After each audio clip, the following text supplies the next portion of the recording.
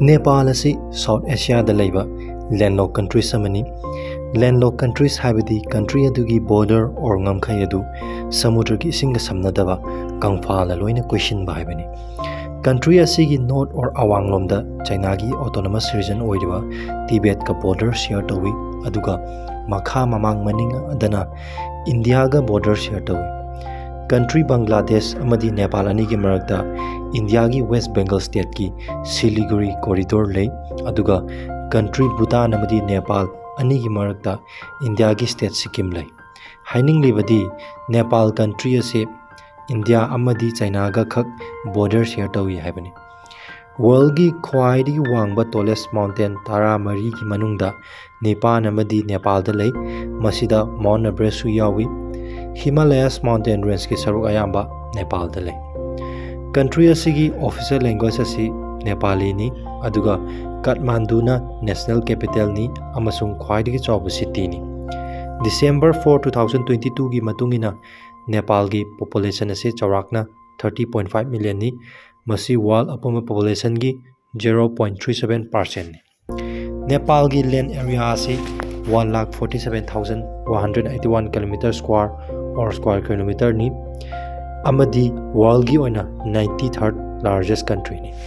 Country asigi population gi 83.3% Hinduism chatli 9.0% Buddhism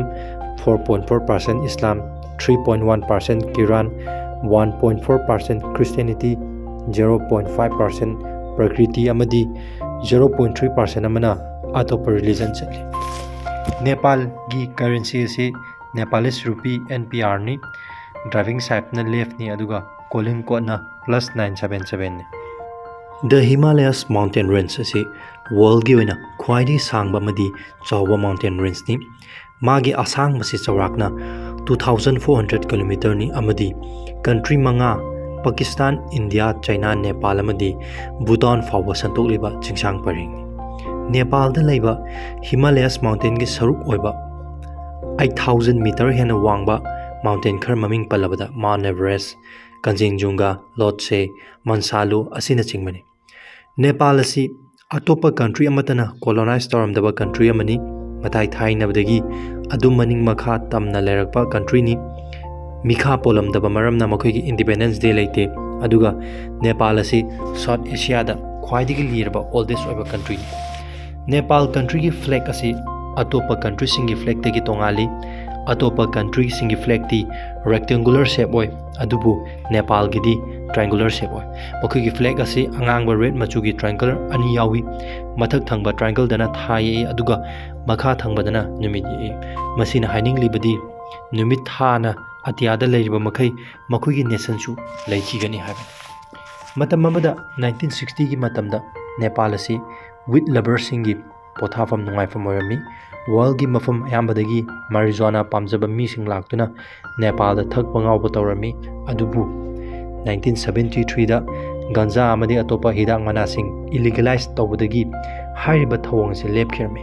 Haujikti Nepal da with asi illegal oire adubu country asigi ainga sagi fibam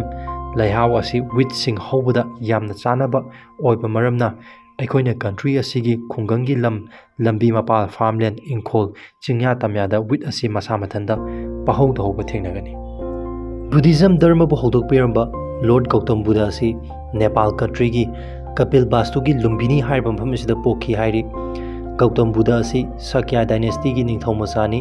mag ase prince amani magi chapcha papongna famasi Nepal da Lumbini da Maya Devi temple haiba mandir asigi manungda preserve tawduna thamli. Aikhoigi world gi amata ngairba living goddess or ahingba lairimbi asi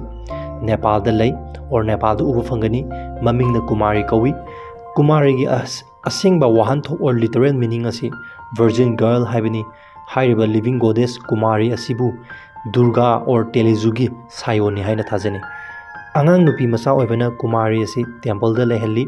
festival gi matamda sagol gari tonghali amadi Hindu lining chatpa amadi Buddhism chatpa miyoi singna mabu lai ni khana ira thawni bagi thawong sing asi taw. Nepalese people sing asi makogi thawna fabigi damak malem pumbana khangnei. Gorkha army or Nepalese Gorkha soldier asi British ki is India ꯑꯥꯔꯃꯤꯒꯤ unit ꯑꯃ ꯑꯣꯏꯅ ꯁꯔꯚ ꯇꯧꯔꯝꯃꯤ꯫ ꯃꯁꯤꯒꯤ ꯃꯇꯨꯡ ꯏꯟꯗꯤꯌꯥꯅ ꯅꯤꯡꯈꯥ ꯇꯝꯗ꯭ꯔꯤꯉꯩꯗ British Indian ꯑꯥꯔꯃꯤꯗ Gorkha unit ꯑꯃ ꯑꯣꯏꯗꯨꯅ ꯁꯔꯚ ꯇꯧꯏ꯫ 1947ꯗ ꯏꯟꯗꯤꯌꯥꯅ independence ꯐꯪꯂꯕ ꯃꯇꯨꯡ ꯇ꯭ꯔꯥꯏꯄꯥꯔꯇꯥꯏꯠ ꯑꯦꯒ꯭ꯔꯤꯃꯦꯟꯒꯤ ꯃꯇꯨꯡ ꯏꯟꯅ ꯏꯟꯗꯤꯌꯥ ꯏꯟꯗꯤꯄꯦꯟꯗꯦꯟꯁ ꯃꯃꯥꯡꯗ ꯂꯩꯔꯕ ꯕ꯭ꯔꯤꯇꯤꯁꯀꯤ 10 ꯒꯣꯔꯈꯥ ꯔꯦꯖꯤꯃꯦꯟ 20 ꯕꯥꯇꯥꯂꯤꯌꯟ ꯑꯗꯨ ꯌꯦꯟꯅꯊꯣꯛꯈꯤ꯫ 6 ꯒꯣꯔꯈꯥ ꯔꯦꯖꯤꯃꯦꯟ 10 ꯕꯥꯇꯥꯂꯤꯌꯟ ꯑꯃꯅ ꯏꯟꯗꯤꯌꯟ ꯑꯥꯔꯃꯤꯒꯤ ꯑꯣꯏꯍꯧꯈꯤ, ꯑꯗꯨꯒ 4 ꯒꯣꯔꯈꯥ ꯔꯦꯖꯤꯃꯦꯟ 8 ꯕꯥꯇꯥꯂꯤꯌꯟ ꯑꯃꯅ ꯕ꯭ꯔꯤꯇꯤꯁ ꯑꯥꯔꯃꯤꯗ ꯇ꯭ꯔꯥꯟꯁꯐꯔ ꯇꯧꯈꯤ꯫ ꯒꯣꯔꯈꯥ ꯑꯥꯔꯃꯤ ꯑꯁꯤ ꯃꯔꯤꯡꯖꯦꯜ ꯈꯥꯕ, ꯊꯧꯅꯥ ꯐꯕ, ꯁꯤꯕ ꯀꯤꯗꯕ ꯍꯥꯏꯔꯤꯕꯁꯤꯡ ꯑꯁꯤꯒꯤꯗꯃꯛ ꯃꯈꯣꯏ ꯑꯁꯤꯕꯨ ꯃꯥꯂꯦꯝ ꯄꯨꯝꯕꯅ ꯈꯪꯅꯔꯤꯕꯅꯤ꯫ ꯑꯗꯨꯒ ꯑꯃꯅ ꯃꯈꯣꯏꯒꯤ ꯈ꯭ꯋꯥꯏꯗꯒꯤ ꯃꯔꯨꯑꯣꯏꯕ ꯈꯨꯠꯂꯥꯏ ꯑꯁꯤꯅ ꯈꯨꯀ꯭ꯔꯤ ꯍꯥꯏꯔꯤꯕ ꯊꯥꯡ ꯑꯁꯤꯅꯤ꯫ ꯋꯥꯔꯜꯒꯤ ꯈ꯭ꯋꯥꯏꯗꯒꯤ ꯋꯥꯡꯕ ꯆꯤꯡ ꯑꯁꯤ ꯅꯦꯄꯥꯜꯗ ꯂꯩ, ꯃꯃꯤꯡꯅ ꯃꯥꯎꯟꯠ ꯑꯦꯚꯔꯦꯁꯠꯅꯤ꯫ ꯑꯋꯥꯡꯕꯅ 8,848 ꯃꯤꯇꯔꯁꯅꯤ꯫ ꯃꯥꯎꯟꯠ ꯑꯦꯚꯔꯦꯁꯠꯀꯤ ꯁꯔꯨꯛ ꯈꯔ ꯑꯃ ꯆꯥꯏꯅꯥꯒꯤ ꯑꯣꯇꯣꯅꯣꯃꯁ ꯔꯤꯖꯟ ꯑꯣꯏꯔꯤꯕ ꯇꯤꯕꯦꯠꯇꯁꯨ ꯂꯩ ꯍꯥꯏꯔꯤ꯫ ꯍꯥꯏꯅꯤꯡꯂꯤꯕꯗꯤ ꯃꯥꯎꯟꯠ ꯑꯦꯚꯔꯦꯁꯠ ꯑꯁꯤ ꯆꯥꯏꯅꯥꯗ ꯁꯔꯨꯛ ꯈꯔ ꯑꯃ ꯑꯗꯨꯒ ꯇꯤꯕꯦꯠꯇ ꯁꯔꯨꯛ ꯈꯔ ꯑꯃ ꯂꯩ ꯍꯥꯏꯕꯅꯤ꯫ ꯋꯥꯔꯜꯒꯤ ꯑꯣꯏꯅ ꯈ꯭ꯋꯥꯏꯗꯒꯤ ꯋꯥꯡꯕ ꯃꯐꯝꯗ ꯂꯩꯕ ꯑꯣꯔ ꯍꯥꯏꯌꯦꯁꯠ ꯑꯦꯜꯇꯤꯇ꯭ꯌꯨꯠꯇ ꯂꯩꯕ ꯂꯦꯛ ꯑꯁꯤ ꯅꯦꯄꯥꯜꯗ ꯂꯩ, ꯃꯃꯤꯡꯅ ꯂꯦꯛ ꯇꯦꯂꯦꯀꯣꯅꯤ꯫ ꯃꯥꯅ ꯂꯩꯔꯤꯕ ꯑꯋꯥꯡꯕ ꯑꯗꯨꯒꯤ ꯑꯋꯥꯡꯕꯅ 4,919 ꯃꯤꯇꯔꯁꯅꯤ꯫ ꯅꯦꯄꯥꯜ ꯀꯟꯇ꯭ꯔꯤ ꯑꯁꯤ ꯁ꯭ꯇꯦꯠ 8 ꯊꯣꯛꯅ ꯈꯥꯏꯗꯣꯛꯏ ꯑꯣꯔ ꯄ꯭ꯔꯣꯚꯤꯟꯁ 8 ꯊꯣꯛꯅ ꯈꯥꯏꯗꯣꯛꯏ ꯍꯥꯏꯔꯤ꯫ ꯅꯦꯄꯥꯜꯒꯤ ꯅꯦꯁꯅꯦꯜ ꯑꯦꯅꯤꯃꯦꯜ ꯑꯁꯤ ꯀꯥꯎꯅꯤ꯫ ꯅꯦꯁꯅꯦꯜ ꯕꯔꯗꯅ ꯍꯤꯃꯥꯂꯌꯟ ꯃꯣꯅꯥꯜꯅꯤ꯫ ꯅꯦꯁꯅꯦꯜ ꯐ꯭ꯂꯥꯋꯔꯅ ꯔꯣꯗꯣꯗꯦꯟꯗ꯭ꯔꯣꯟꯅꯤ꯫